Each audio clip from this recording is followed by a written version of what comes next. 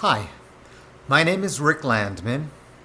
I am the son of Henry Landman, or Heinz Landmann, who was born in Augsburg. And today's video is going to focus on two weekends in 1988 and 1993 when the Jews from Augsburg who survived the Holocaust got together again in the Catskill Mountains in New York for a reunion. The first reunion was on the 50th year since Kristallnacht. The second one was 55 years afterwards. And as you can sort of see on the table here, I have boxes and albums that my father put together that I am hoping from this video that some of the staff and people in Augsburg may be interested in archiving, and also for the second generation or just anyone who is interested in pre-Nazi German and Jewry might be interested in listening to. So the first thing is where did this reunion idea come from? And I was reading from the album that my father put together, and it also includes the handouts that they gave to everyone who got there. And there was a woman, Leah Greenbaum. Now, I am not sure who she is. I don't know if she's related to my family's Grünebaum, but there's a letter here that sort of describes how my father and Leah got together, and then they were talking for a luncheon, and they decided, wouldn't it be good to have a reunion? So they wrote a little letter that, and again, this is 1987, so there is no email, and the internet is not as broad as it is now.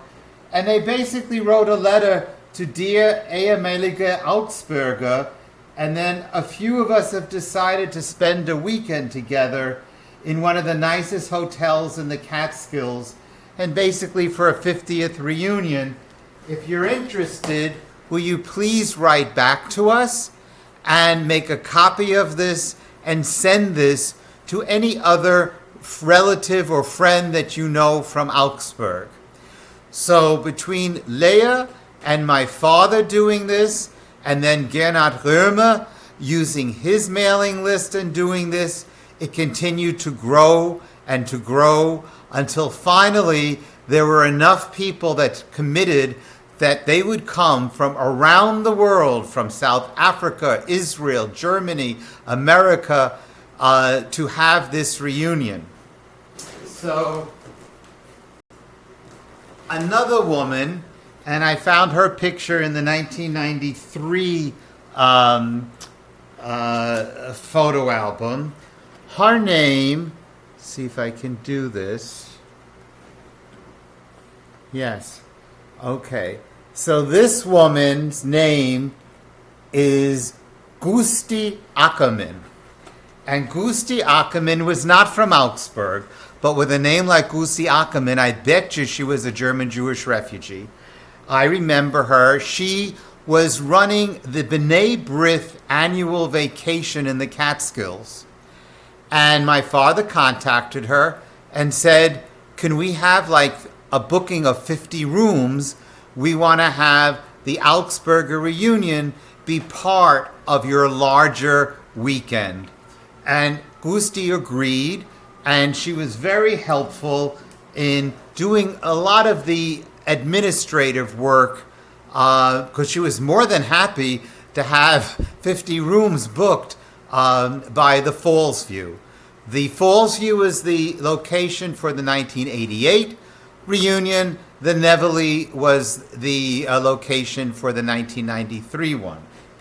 Now, giving a little bit more background. So Henry was born in 1920.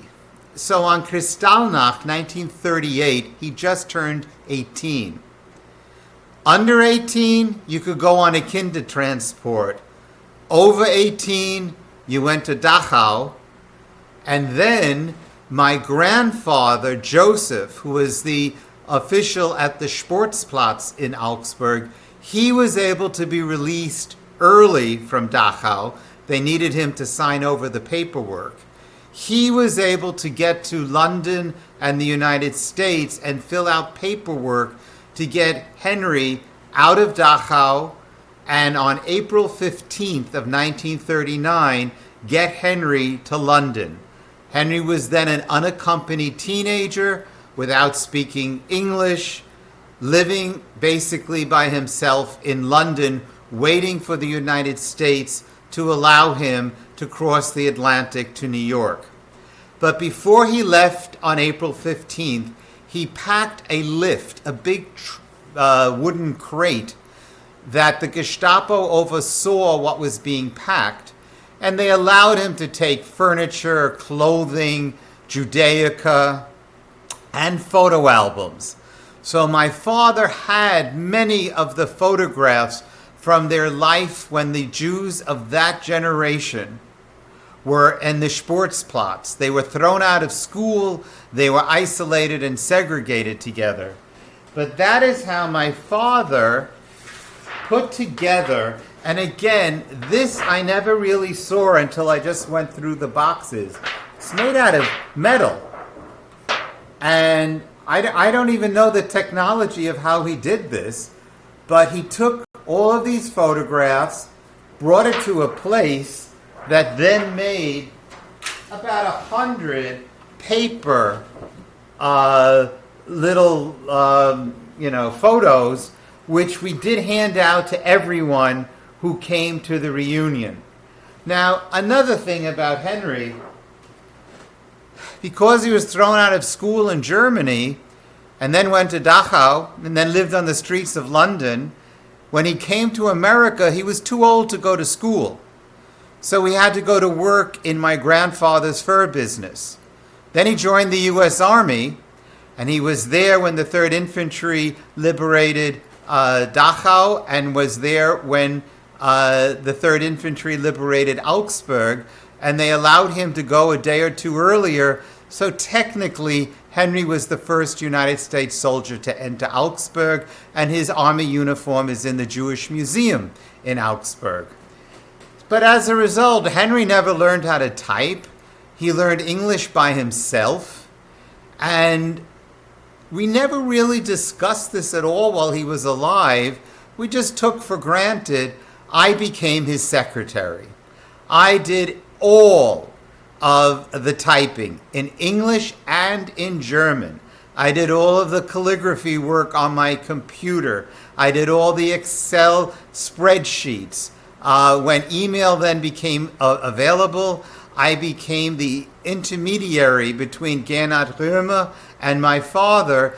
Gernot would email to me, and I would print it out and bring it to my father and type it back again.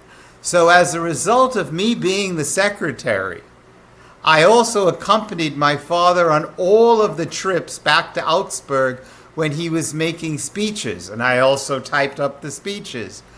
I wasn't there in '94. It's the only one that Mr. Rosenau and my father went by themselves. But as a result, I was there. I was taking photographs and videos, and I was accompanying my father on all of the trips, including the 2 reunions. So I was the only one from my generation that really attended these 2 reunions. And of course, my mother, although she's from Nuremberg, she was also there. My mom is still alive at 95. And we were probably the only 2 people alive that were at the reunions. Now, my father took, and again, this is typical of how he was able to pull things off and do things, very, very low technology. So he took 2 of the things that had all the photographs, the collage, and when you entered the Fallsview for the 1988 reunion, these were at a table, and I sat at the table and checked people in. So these are the names of all of the people who attended the reunion. And at the end of this, I will read off all of the names. And then what time they arrived, or they could sign their name in, what their room number would be, if they need transportation back to New York City, and if they have room in their car to take someone to get back to New York City. So again, this is the generation that is my father's generation. My grandparents' generation, the people who really had to try to do the struggling to either put their children in a kinder transport or find out a way through the quota system or family reunification, how the hell to get out of Germany. Almost all of them were dead by the time we had the reunion in the 1988 and 1993. And their parents, my great-grandparents, none of them survived past 1942. America was not taking in your parents, even if you were able to get to America. So what I plan on doing now is actually going through some of these books and boxes to sort of show you what we have. So in typical fashion, I think a lot of the Augsburgers learned how to make very good photo albums. And my father not only made the photo albums, but he would also write what everything is. And this is similar in a way to his photo albums that he has of World War II and his childhood in the Sportsplatz, or the albums that they made for me growing up in New York City after World War II. Just for the sake of the video, I was born in 1952 in Queens, New York City. So in this photo album, we have all of the different letters from my father's generation when they were writing and accepting that they would be coming. And all of the different letters from the museum or the synagogue in Augsburg, including influential people, mayors and people who are all saying thank you for coming. And I recognize whatever I printed out from my dot matrix and my simple computer, but we made like a question and answer on how much things would be and why people would want to come. We also put together an event hour by hour of what people were able to do once they got to Fallsview. So Friday, October 14th, 1988, at 3:30 is when we started having our hospitality table and inviting people in. And it continued until Sunday, the 16th, where at 10 o'clock was the Auf Wiedersehen to everybody going home. And again, everything was done by hand by my father at first. The table arrangements, and then on a lot of the things, I then would take the things that my father did and I would retype them and put them into an Excel spreadsheet.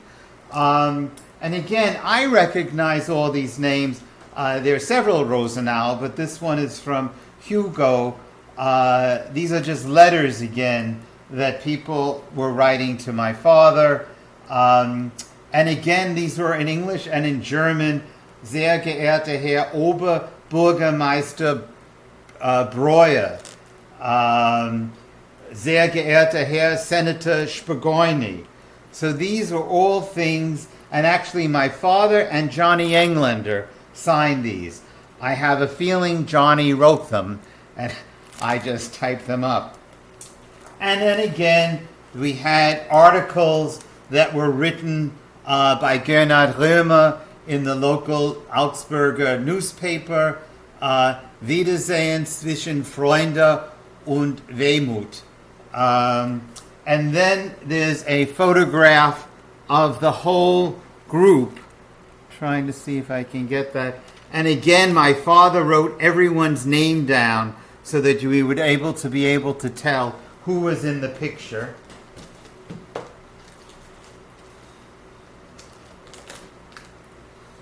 And then there's a letter from my mom and dad, and I even wrote one about my feelings and emotions from being with everyone. And again, Ernst Kramer came from Germany. We always had like a extra high level of pleasure when he would come to these events. And he wrote here a letter on November 1st, Dear Lisa and Henry, from Ernst. Okay. Before I get to the next box, I just want to also give a little story from my perspective.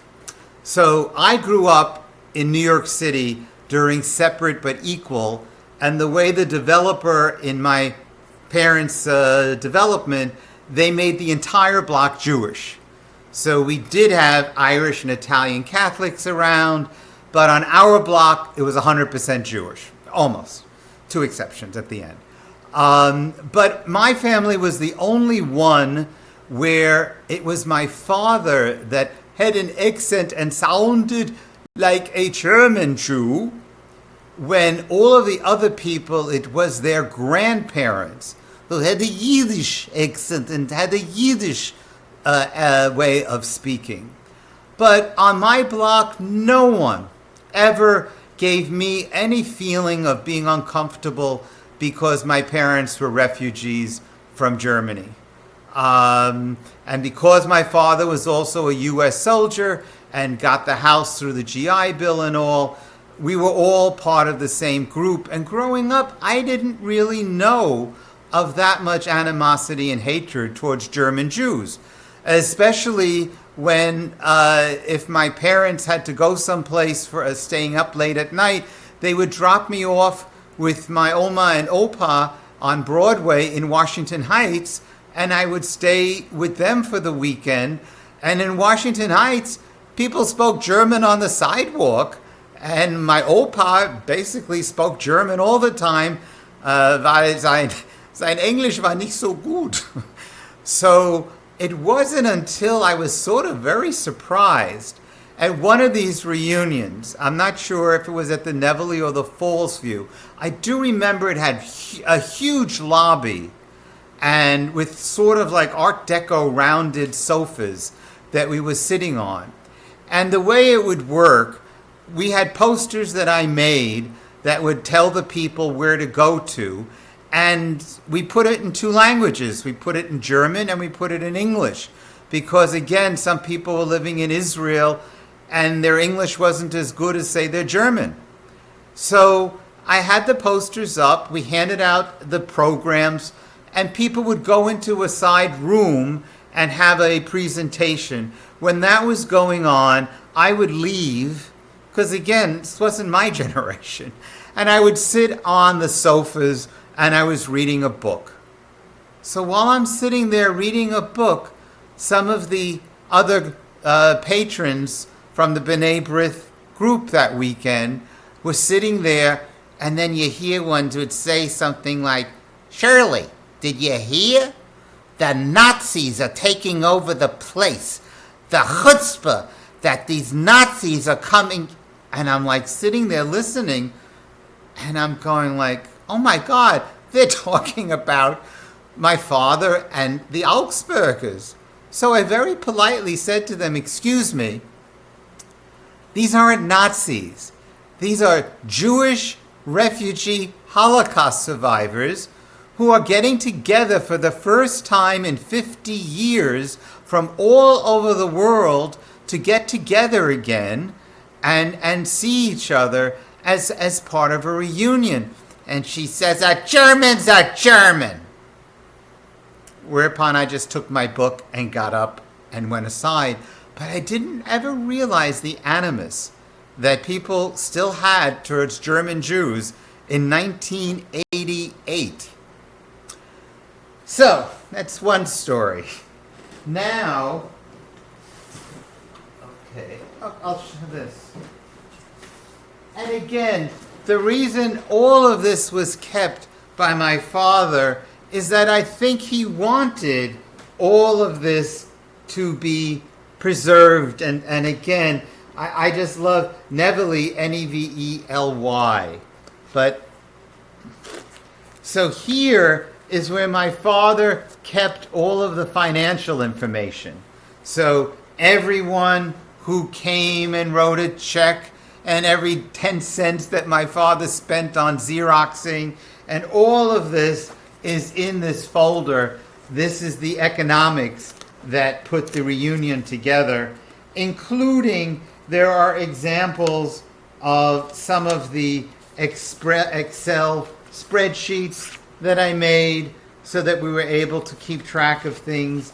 And also, again, I didn't hand calligraphy, but that's when we learned about fonts on computers, so I could make little cute things that we could print out and cut them so that there were like 8 of them on a page that would just be like, like place settings where you sit and things like that. So all of that is in this binder right here. For this one is obviously for the Nevele reunion. Now, again, Henry kept everything. So, in this box, from Hergott and Schneider, or Lord and Taylor's,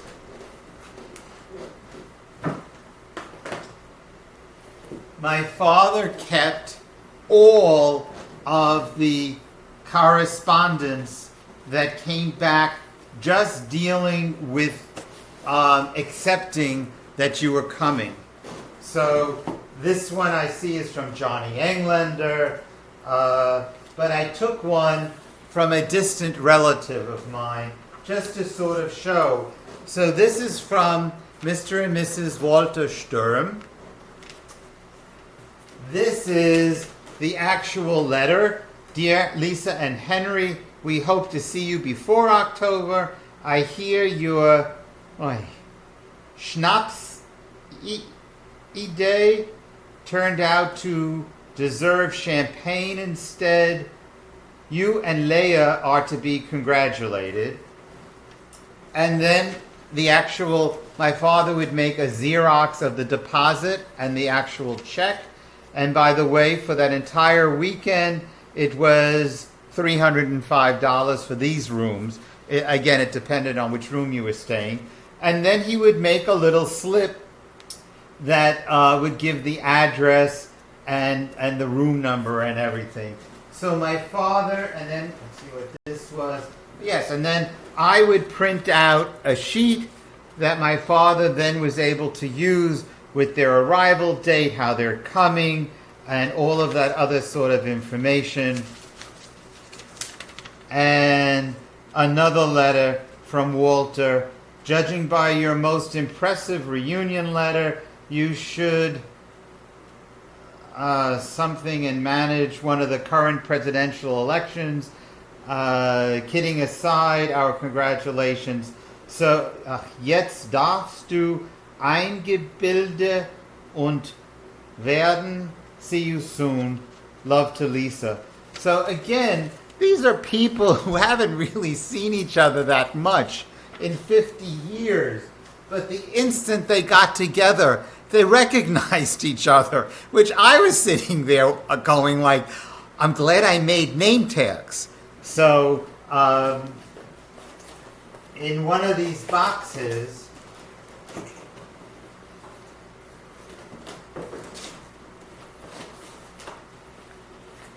right.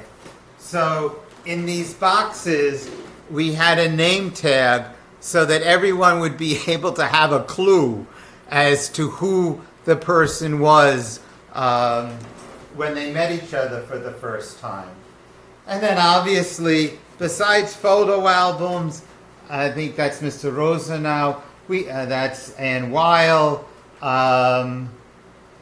Margot Bloch, Robert Bachner, another Rosenau. So he has photographs that he didn't yet, Gretel Berlin, that he didn't yet put into an album.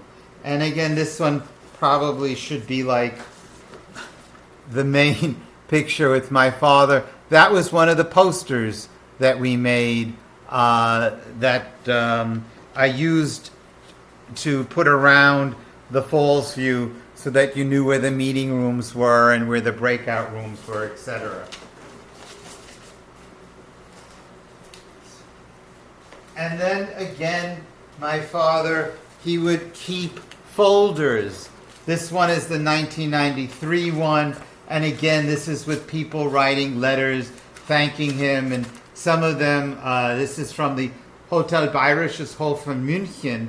So I guess, I don't know who signed this letter, but I'm just saying, this is everything. These are the letters from my second generation friends of your parents, writing to my father and thanking him.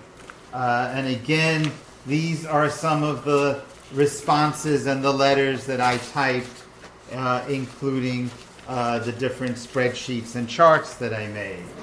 So,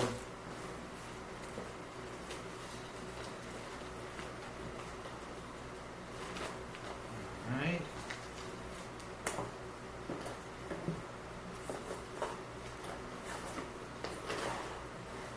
Then there's newspaper articles that my father cut out about the reunion and about Augsburg and stuff. So we have newspaper articles, and again, this here is just mostly the list of names and leftover things that we were handing out.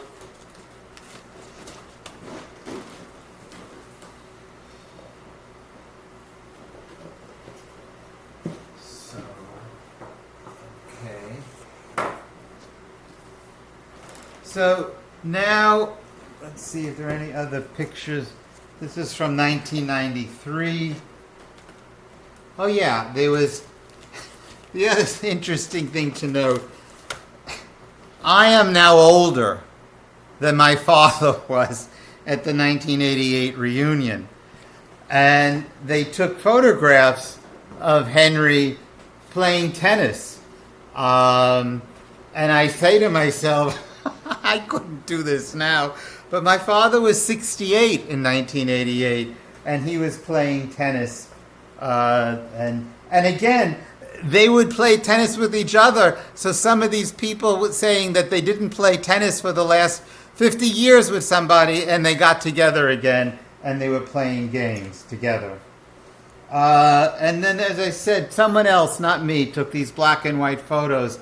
But here again is my father, Gretel Berlin, Johnny Englander, Margot Bloch, and I believe one of the Rosenaus.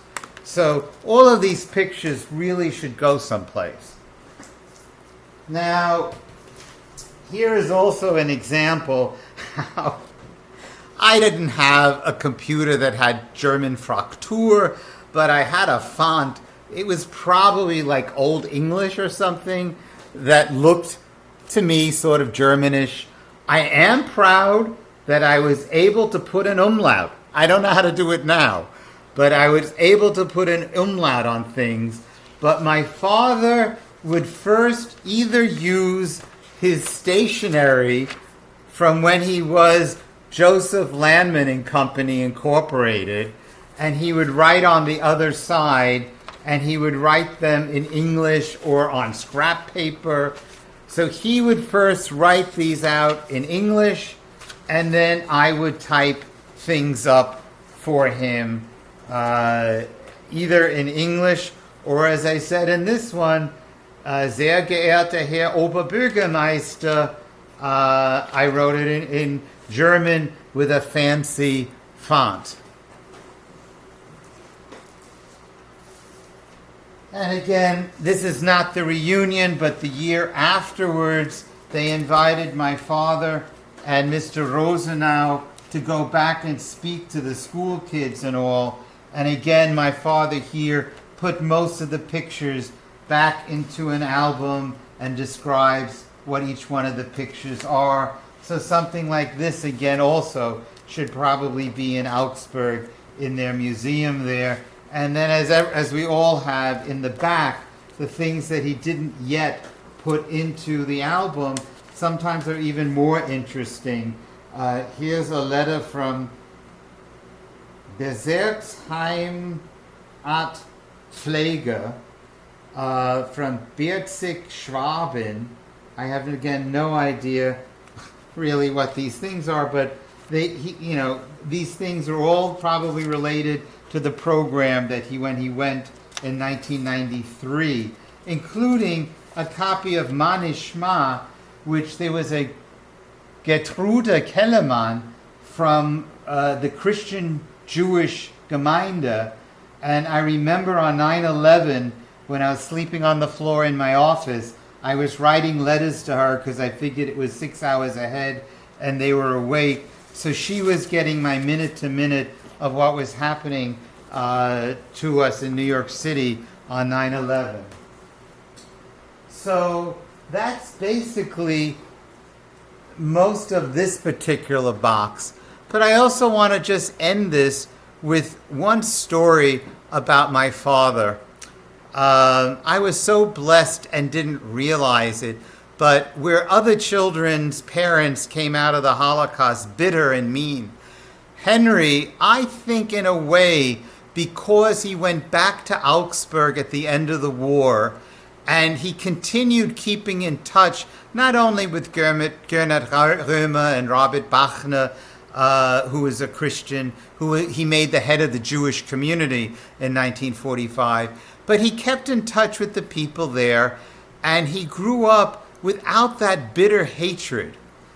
And in his entire life, and he lived to almost 95, I really very rarely ever saw Henry get angry. And for those of you who don't know, I came out being gay around the age of 12 in 1965 and started in my college, Gay Liberation Front, in 1970 and went to Albany for the first March on Gay Rights in 71. And before I went, I spoke to my parents on the telephone to tell them that I'm going to Albany, and just like when we went to Washington against Vietnam, we might get tear gassed, I might get arrested. My father said to me, and again, I am 19 years old by this point in time, and again, they knew I was gay, but my father said, Ricky, let me tell you a story. When I was your age, I would walk down the street and be afraid that the kids would beat me up. I would cross the street if I saw people coming. I didn't know what the hell did the Jews do. So I asked my mother, what did the Jews do? Why do they all hate us so much? Why do they want to hurt us? My mother said to me, Heinz, the whole world is crazy. The Jews did nothing. It's all lies. You have to love yourself and know that we love you. Your life will be harder but better. Be proud, you're a Jew. So Ricky, I say the same to you. What they say about the homosexuals is crazy. Has nothing to do with you. It's lies. But I want you to know your mother and your father, we still love you no matter what. But it'll be harder, but you have to be proud of yourself, of who you are. So when people ask me now in my 70s, how did you have the chutzpah to start the Gay Liberation Front in your college? And at that time I was 17 in 1970. At first I said, I don't really know, but then I realized it's because of my ancestors. My mother's father in Nuremberg kicked Julius Streicher in the tuchus, and he had to flee on March 23rd of 1933 because Martin was on the list to go to Dachau that day. So my family was always socially justice and caring about other people, and gave me the strength to know that I was always going to be loved. And again, that was Henry Landman. That was my father.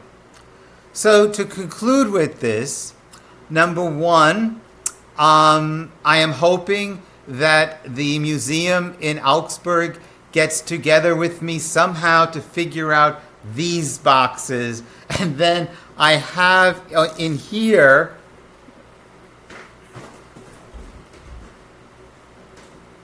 shelves of photo albums and letters and documents from my family. I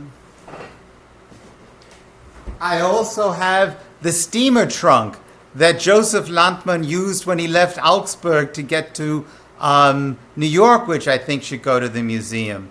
I also have the skis.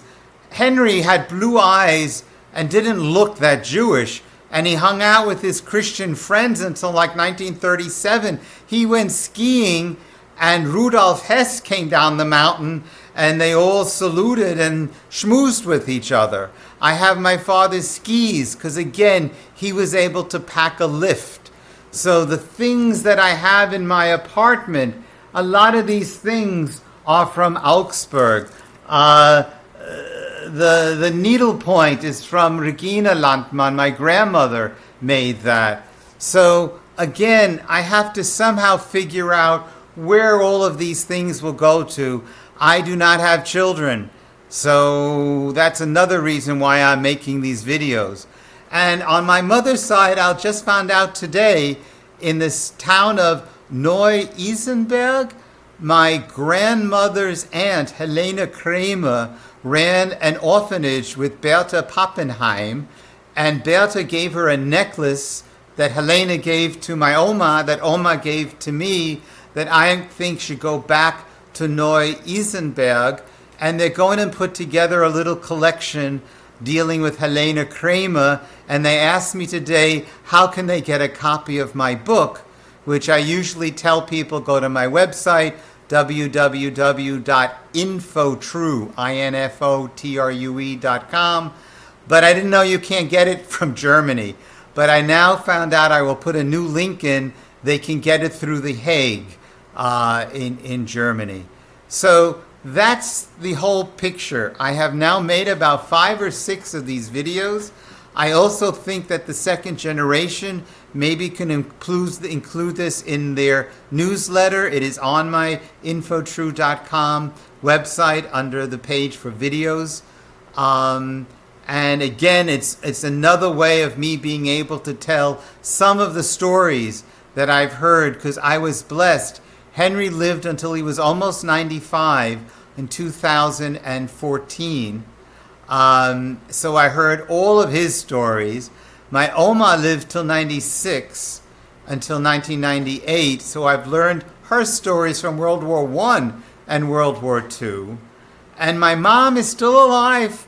I still see her every week, but she left Nuremberg at the age of 6 to live in Strasbourg from 6 to 11, and then came to America when she was almost 12 years old. So it was a different type of experience. She was more sheltered and doesn't have as many stories about what it was like living in Germany, but she still remembers the name of the street.